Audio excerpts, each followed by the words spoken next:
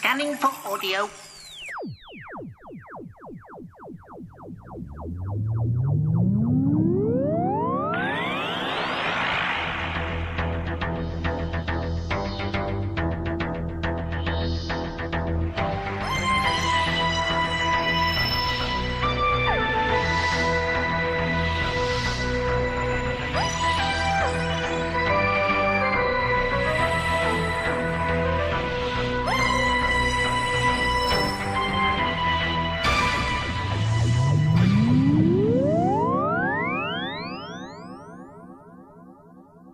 Welcome to a Tin Dog podcast, this time discussing a series of Doctor Who books, 3 of them.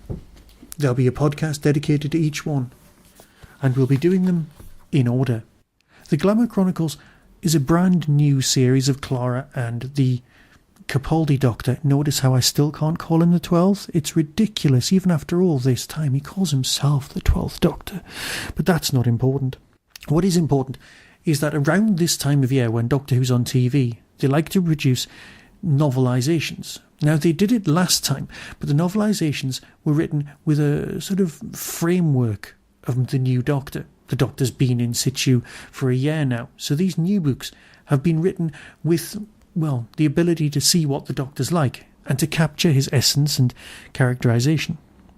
So the 3 new books have come out, and they're all part of something called the Glamour Chronicles.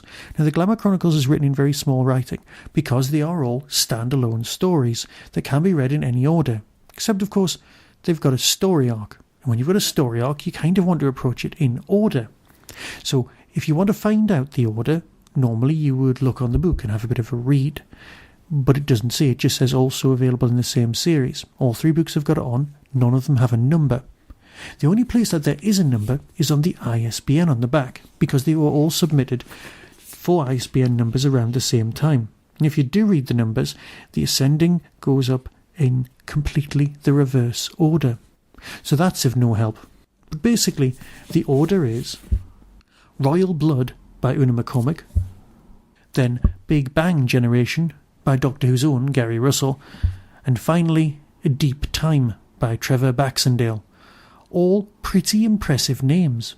The books themselves come in at $6.99 and are that nice new format that they use for Doctor Who books, which is hardback in kind of trade paperback size. It means they're rugged, they're handsome, and they look pretty damn good on your shelf. The design's the same as the last 3 from last year, which means that all of the Capaldi Doctor books will have the same sort of spines, in the same way that all of Matt Smith's books had very similar spines as well. So what are they about? Well, let's have a look at the blurb for Royal Blood, which is the one I'll be covering in this podcast. Similarly, in a couple of days' time, I'll be covering the other 2 books in separate podcasts. The city-state of Valence is falling. Duke Urilan. The Duke is the last of his line, his capital is crumbling, and the armies of his enemy, Duke Conrad, are poised beyond the mountains to invade. Urilan is preparing to gamble everything on one last battle. So when a holy man, the Doctor, comes to Varese from beyond the mountains, Urilan asks him for his blessings in the war. However, all is not what it seems in Varese. The city guards have lasers for swords. Their halls are lit by electric candlelight. Urilan's beloved wife, Gwena, and his most trusted knight, Bernard, seem to be plotting to overthrow their Duke, and Clara finds herself drawn into their intrigue. Will the Doctor stop Urilan from going to war? Will Clara's involvement in the plot against the Duke be discovered? Why is Conrad's ambassador so nervous? And who are the ancient and weary knights who arrive in Varese claiming to be on a quest for the Holy Grail? All pretty intriguing stuff. And as always, the best way to judge is to hear an excerpt. So here are the first few pages, read by me.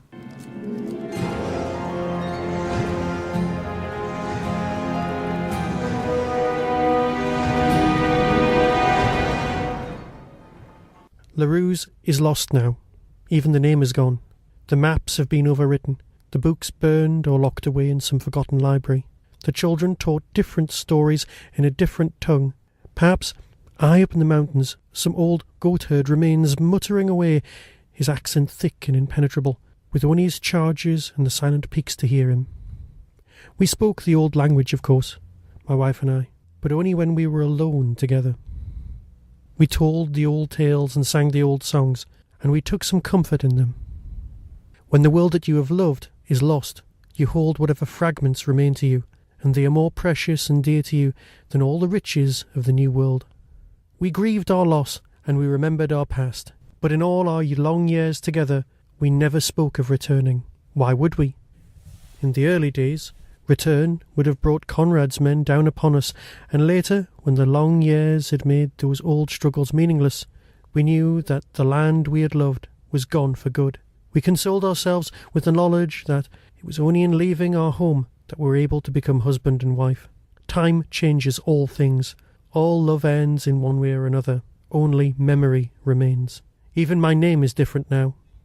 To the woman who washes and cleans for me, I am the old man, to be fussed over and reprimanded.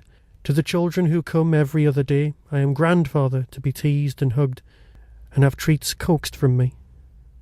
And to these people who come to hear my counsel, the lost and the lonely, the man who can find no love, the woman who can find no rest, I am father, the holy man, the man of wisdom, the man of peace. To my wife, I was beloved, but those days are now truly behind me.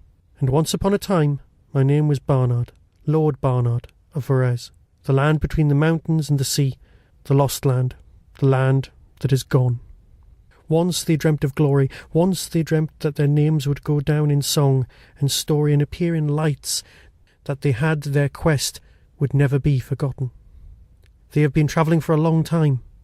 When they first set out they rode horseback, now they fly between the stars. Eons have passed since they set out, and they have been travelling for so long that they have forgotten their names and their histories. Over the years they have taken new names and histories again and again, and forgotten these in turn again and again. Now they are too old to care about names or histories.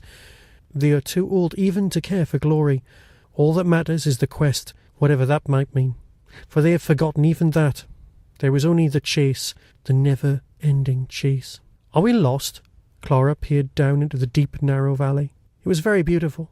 She had to admit, with bright green grass. She had to admit, with bright green grass and a light dusting of mountain flowers. Her touch Heidi, but it wasn't the quasi-medieval city she'd been promised. It was nothing like a city at all. Lost. The doctor waved his sonic screwdriver around in apparently random fashion. Of course we're not lost. Lost as a state of mind. Lost as an attitude towards one's circumstances.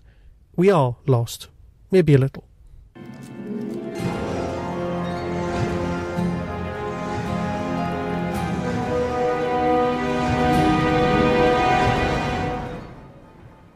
Yes, Una is a fantastically good author. Her track record is brilliant. Her Star Trek novels are voted amongst the best ever written.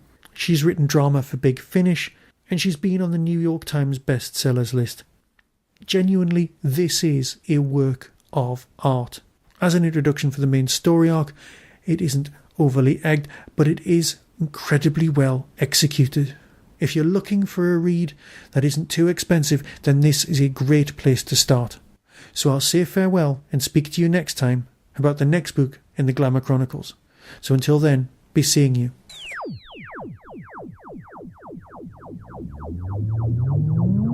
You've been listening to the Tin Dog Podcast, available on RSS, iTunes, Stitcher, Audio Boom and Tumblr. Doctor Who and its associated works are copyright of the BBC. No infringement is intended. You can contact the show, donate, buy merchandise or find out more about my other projects by visiting the Tin Dog Podcast homepage and clicking on the links. The Tin Dog Podcast is a founder member of the Doctor Who Podcast Alliance.